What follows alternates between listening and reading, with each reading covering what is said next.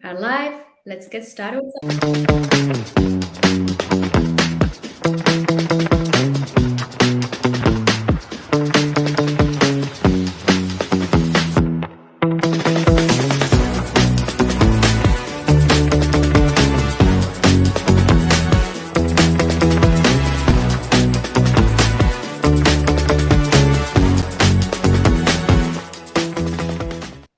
All right. Welcome everyone to a new episode of the Women's Empowerment Series. Today I have with me a beautiful guest, a mother of five, an impressive woman. I am so honored to have you, AmyLee Westervelt. Thank you for joining. Thank you so much for having me. I'm so excited to be here. Me too. And you look amazing. When do you have the time to look so good when you have five children? How do you do that? It took me about 5 minutes to put my makeup on. Okay. So you learn how to do it fast. That's a good thing. Yeah. That's amazing. Well, welcome. Welcome everyone who's joining us. I can see people already on Facebook. Hi, hello. We are live streaming on LinkedIn, YouTube, and Facebook. And so if you join us, let us know where you're connecting from. If you have any question, even on replays, just write them down. And I'm sure AmyLee will be very happy to go back, as well as myself always. So the floor is yours. Tell me about AmyLee. Who is beautiful AmyLee? Oh my goodness. Such a deep question. Well, I grew up in Boston, Massachusetts. Oh, that's my favorite part. I love that. Yeah. And what's that? Cold. Cold, yes, especially this time of year. Yeah, my parents are freezing their butts off. Oh, really? Yeah. And looking like all summery. I know. Yeah. Well, in Savannah, it's definitely not, it's not cold in Savannah, but in Boston it is. Okay. So I guess from the time I was very little, I've always felt connected. Okay. I remember as a little girl, like probably 3 or 4 years old, I had heard about Jesus and the Messiah and all these things. My mom is Roman Catholic. My dad's Jewish. So I grew up. So you have, oh, wow. Incredible. And my parents decided that all the boys would be Jewish and all the girls would be Catholic, which was a very interesting way to grow up. It's very interesting. Yeah. So the girls will have Christmas time and the boys no? I feel like we would all celebrate everything, but it was more about who would pass on the lineage or who would like girls couldn't have the last name, so it didn't matter. I don't know. Clearly they didn't understand how like it works in Judaism. Like it probably should have been the other way around, but whatever. So growing up, I kind of always had this hint that I was connected to something. And when I kind of understood what that was, I was like, maybe, this Messiah person that they're talking about, maybe it's me. Like really? Oh yeah. From a very early age, I just always had these deeper thoughts. And it alienated me quite a bit throughout school and throughout that time of my life. I remember in 11th grade, my sociology teacher asked my mom to come for parent conferences, which in high school only happens when you've got a problem. And I got straight A's and B's. And my teacher got my mom into the classroom and she's like, what's going on? Is AmyLee okay? Like, is she doing what she's supposed to do? And she's like, well, that's not it. She said, all the kids in school are talking about who's dating who and, what's going on with at school lunch and stuff. And AmyLee's talking about gender apartheid in Afghanistan. And I just really worry that she is alienating herself, like from the other students. And this was way before 2001. This was before the takeover of the Taliban. This was before all that stuff before. Wow. Yeah. And so that just kind of set the tone for the way that I would move through life. Like I never really fit into any community because I was never smart enough for the intellectuals, but I was too smart for like the layman. Yeah. And so I kind of fell somewhere in between. In 2020, it was January of 2020, I got my first real spiritual download, which predicted the pandemic. Was not prepared for that. Oh my God. I went live in my Facebook group and told them, hey guys, I got this. I think it's a download. Here's what's going to happen. And you can actually go watch this. Like it's still there. Oh, yeah.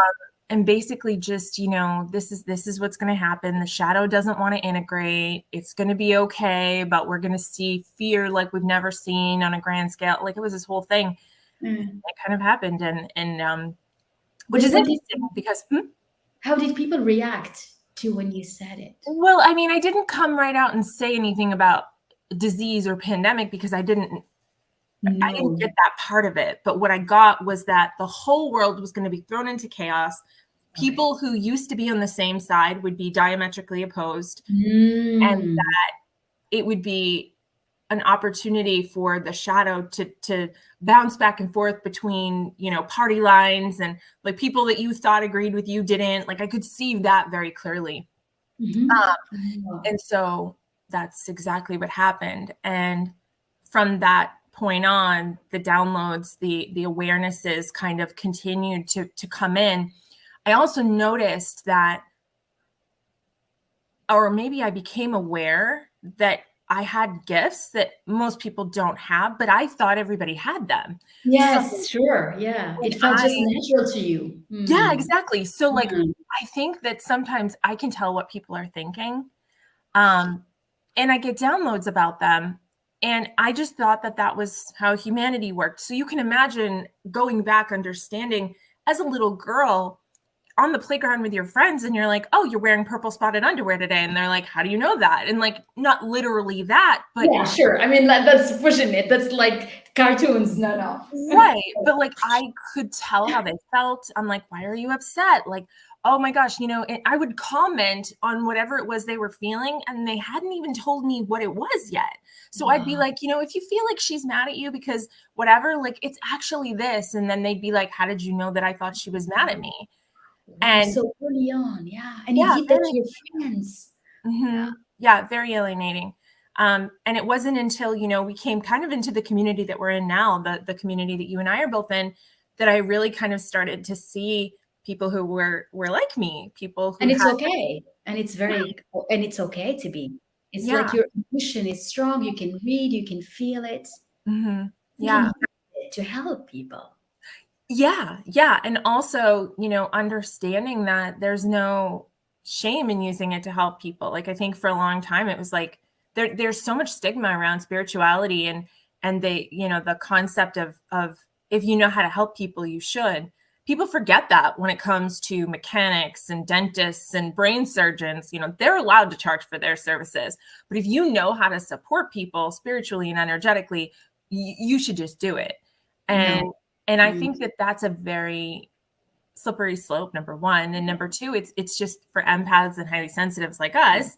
I think that it can be really hard to find your way in the world if that's your natural gift and somebody's telling you that you should just give it for free. Well, this is a very, very important point you just raised here. And I think we have that mostly for women. I think a lot of women feel that, at the moment where they have to be asked to ask money for the service they can provide, they feel like maybe I shouldn't, maybe it's not, maybe it's embarrassing, because we want to just help. And that conversation comes not just for this part of spirituality. Even when you see women in executive work and consultancy work, they don't negotiate their salaries, their rates as men do, and this is still the case. And so I think, and this is important that we're talking about this here, because one of the things that stops women from making wealth, from showing up, from feeling more confident, is the fact that they deserve to be paid for what they give. Yeah. And I would argue, take it a step further, there's an energetic balance. And so when they're not receiving energetic currency or something in the way of balance, that other person isn't getting the transformation they could get from it either.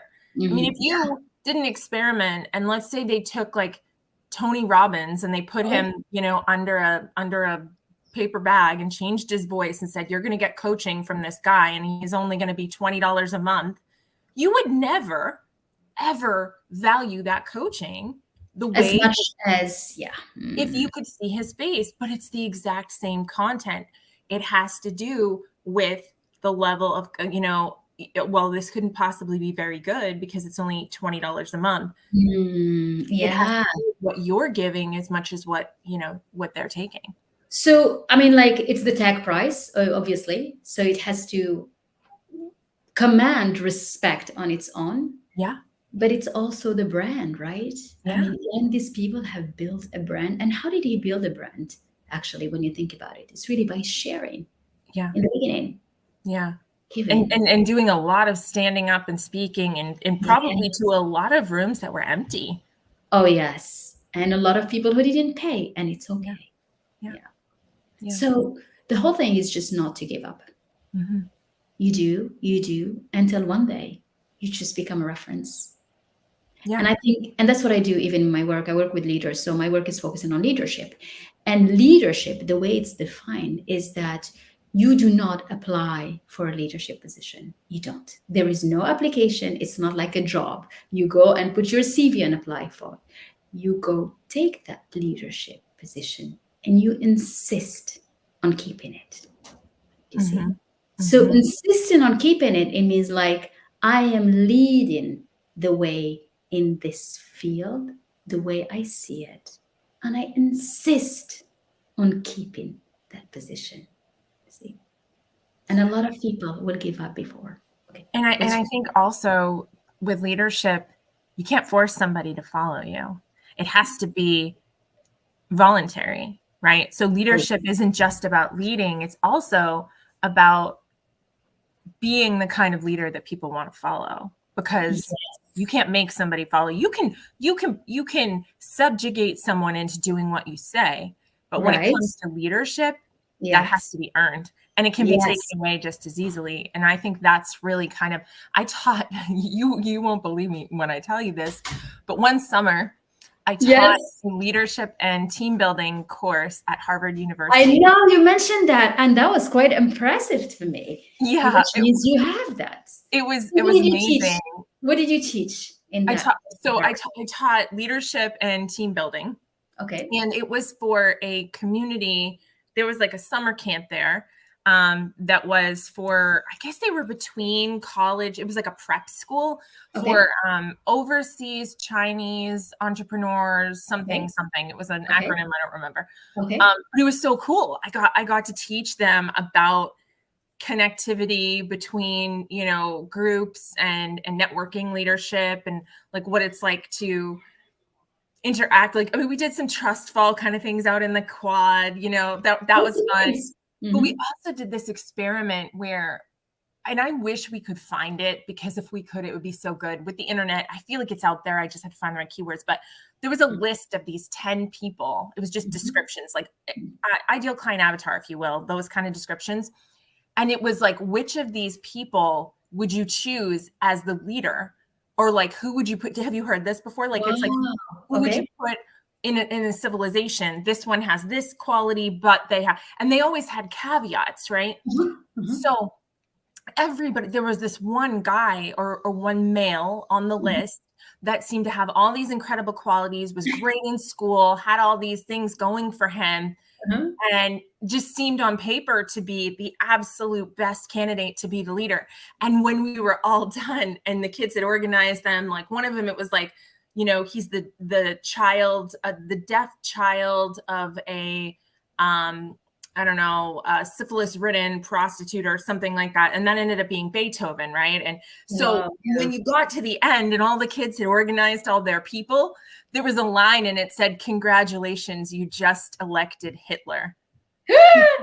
That's who it was on the paper that looked like such a good leader, that had those good qualities. Incredible. It was amazing. And I can't find it. I can't find the list of people anywhere, but I would love to see it, because it was such a powerful exercise in like who was truly valuable to society based on their schooling, and based on, it had like leadership is so multifaceted. And the kids walked away the adults walked away really because they're younger than you, and you're obviously training them. Yeah, that's incredible. Yeah, it was so good. But like, what do you even Google? You know what I mean? Like, how do you find that? How do you bring this leadership, assets and understand knowledge that you have today in the work you do, there is more spiritual? How do you see it all linked So together? before I did this, I was in network marketing, and I Okay. got into network marketing for leadership purposes. I always wanted to be a visionary. I always wanted to empower people.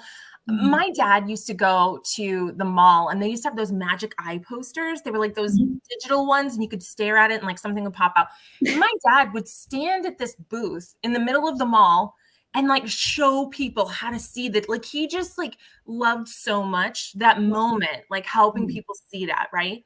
And Wow. I think that Mhm. that kind of like rubbed off on me, that I Mhm. always, from the time I was a little girl, like I always loved, I think I just, even before I was an NLP practitioner, I always, because NLP is modeling, I always had that ability to see around the other side of somebody's problem and come behind Mhm. it and like pop it for them. Mhm. And I just loved that so much. So when I got into network marketing, it was kind of easy for me. And I ended up building a team of over 10,000 people very quickly. Wow. Yeah, I mean, without this is so recruiting or cold impressive. messaging. I never had to go to any of them and try to get them to come. They came to me. And so that skill set kind of followed me. Mhm. Um, and so today in my leadership, it's very much about the client and the transformation and very little about me and my ego, Awesome. genuinely. Mhm. And so it can be hard sometimes in a saturated sales space to stick out when you're not Right. Sure. trying to Mhm. tell you, like I'll go on a podcast and they'll be like, okay, and what questions do you want us to ask you? I'm like, whatever's going to serve your audience, Right. and they're like, well, we don't like people to come on here and promote. I'm like, well, that's good, because I'm not going to unless you ask. Like But what does it mean anyway? Promote what? I mean, you talk about you. I mean, we're in a business where it's you that is just promoted on its own by being you, right? Right. Well, in the spiritual community, it is. But I think a lot of these podcaster people have it in their heads that people want to come and speak to their audiences simply to peddle their wares. And it's like, I don't think most people want to have conversations because they want to sell people things. I think they want to No, genuinely have conversations. And bringing it back to the leadership piece, I exactly. think that leaders, they connect for the sake of connecting. They enjoy Absolutely. that first. Absolutely. Yes. And you can see, I mean, this whole empowerment series and this whole platform is actually bringing leaders from around the world. And what's impressive, and I love it when they actually share their product, because it's interesting to others, because they inspire other women what type of service they can sell themselves and they can create themselves and they can, or product. And I think it's part of the story and the inspiration and the motivation. So I think it's incredible. Yeah. It's actually very good. So now you're an NLP practitioner. What do you do as an NLP practitioner? Do you do empowerment? Do you do leadership as well? What is it?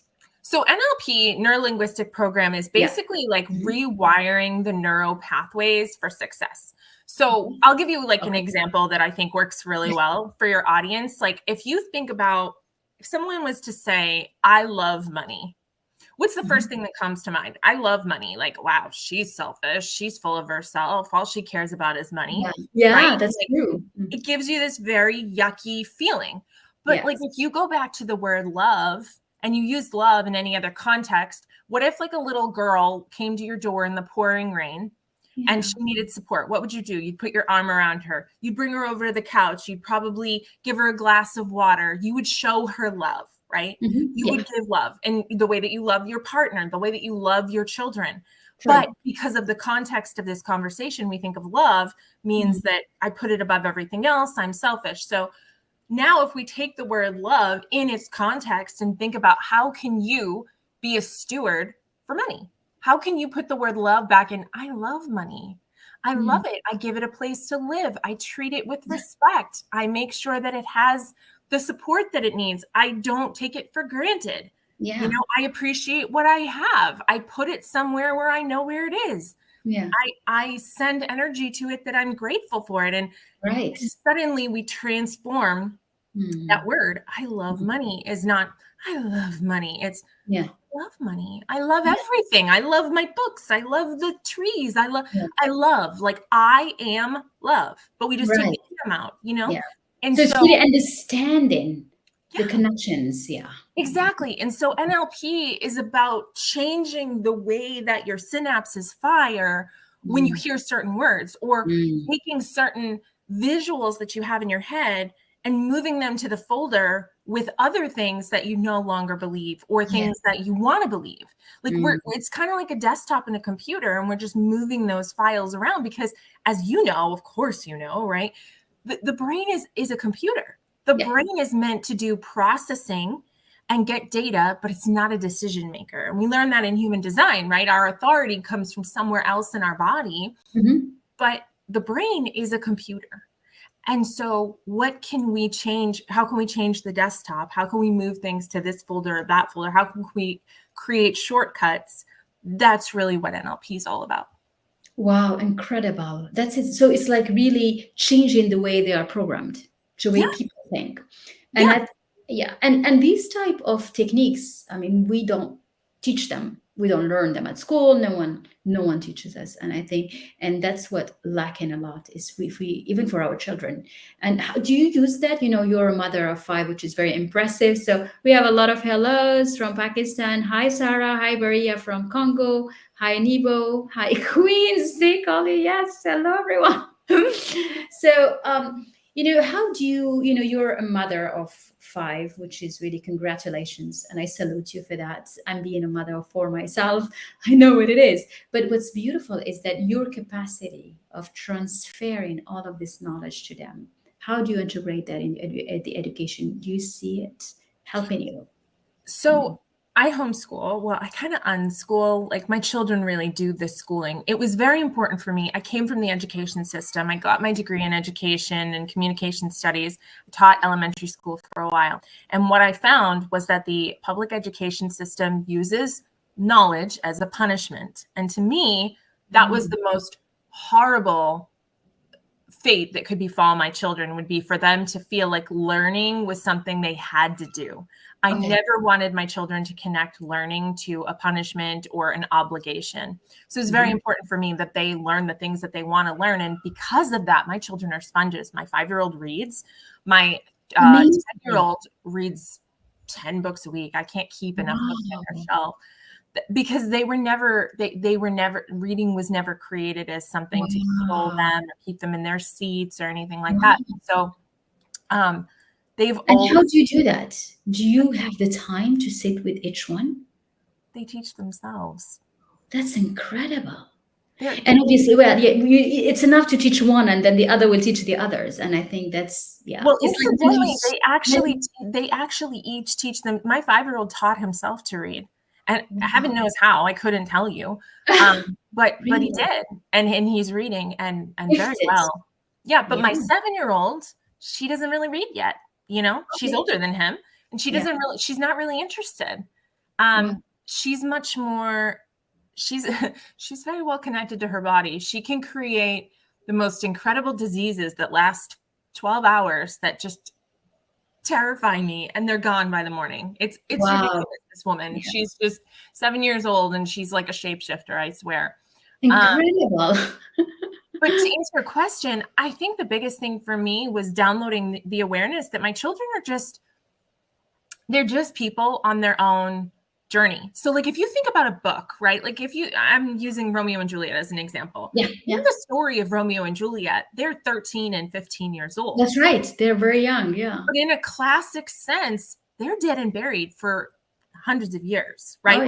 Like they're not 13 and 15 now, but if you go back in time to when the book starts, they are, right? If you read anything like Eloise, right? The little girl that lives in the Plaza Hotel, she's 8 years old, but like chronologically, she's probably 85.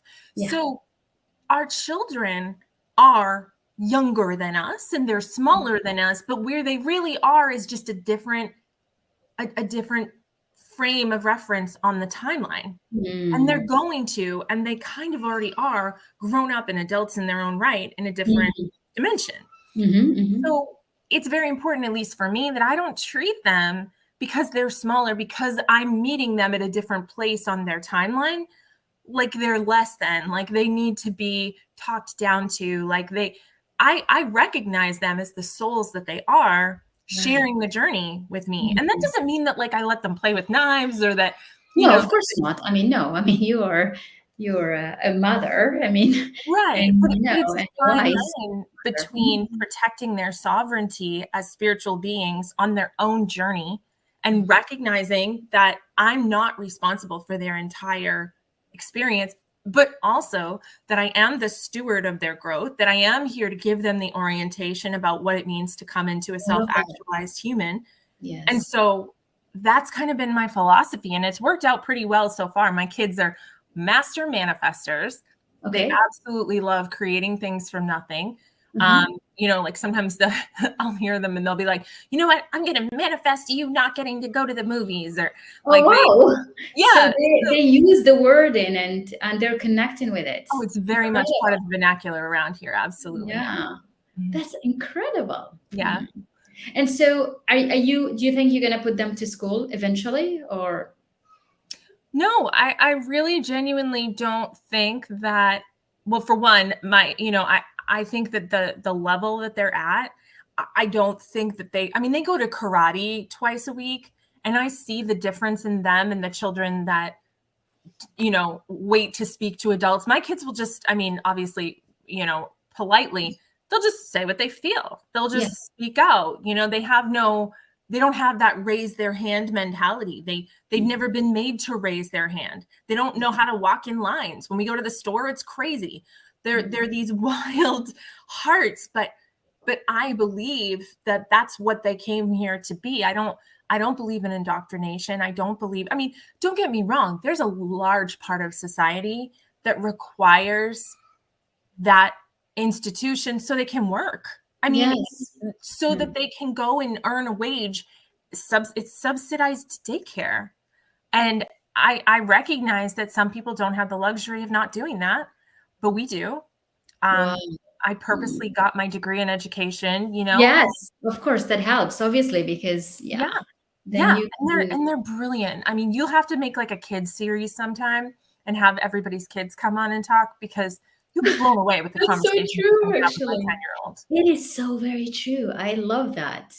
And you know what's incredible is in their diversified cultures and background, they just have the same fun way of being and communicating. I love Wouldn't that that. be amazing to create like a mixer with the Yeah, children of all of your yeah. people and just have We all should the do kids on that. the screen? Yeah. That'd be amazing. Yes, that would be amazing. Actually, and it's very International good because they'll mixer. remember it. Yes. Because they'll feel like, okay, they're important. They have a role. We think about them. Yeah, And I absolutely. love that. And I love the fact that you share what you do with them. And obviously they know the word and they understand.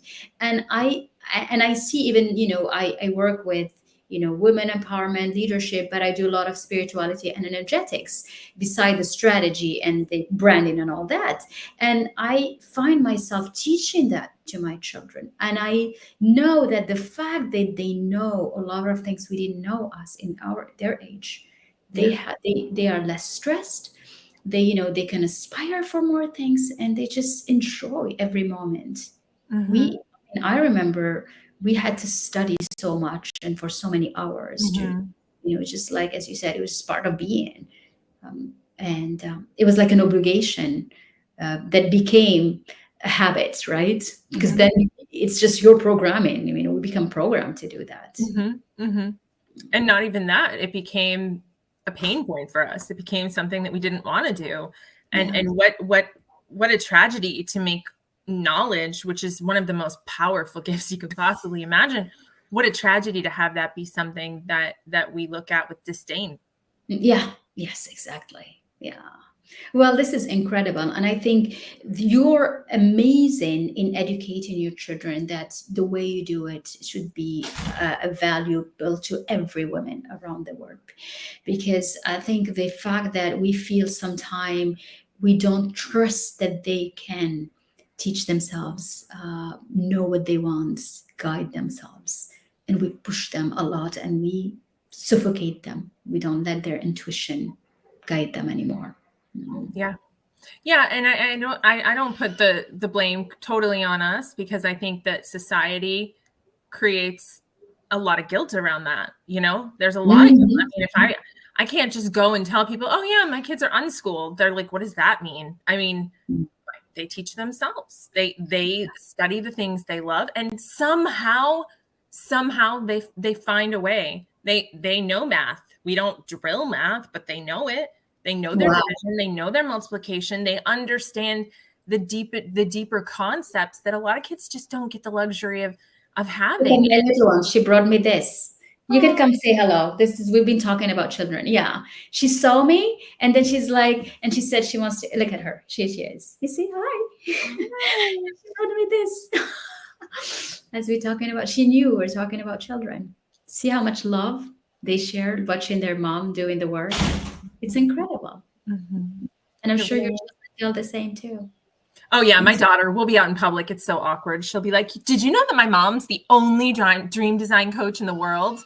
And I'm like, "Oh my gosh, Alana. Look at this." Some people was like, "Yes to the kids series." I think it would be amazing to have kids from all over the world just having conversations with each other. And we have, and look at us today. We have, and I salute everyone with us. We have Sarah from Pakistan. We have Beria from Congo. We have Fatima from Morocco. So we have a community from everywhere. And I think what's beautiful is that us as women, we really are so similar in the way we go through life, in the way we worry, the way we thrive to make a difference.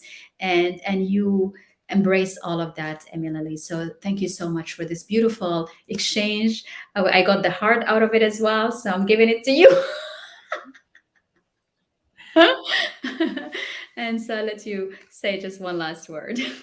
Thank you so much for having me. It has been such a pleasure. And let me know when the kids series is, and I'll give you all my babies. We'll get your kids first. Absolutely. Hi, Heather. It's very good. Thank you for joining us. Hi, Heather. Thank you. Thank you, everyone, for being with us. Thank you, AmyLee. And I will see you all soon. Bye.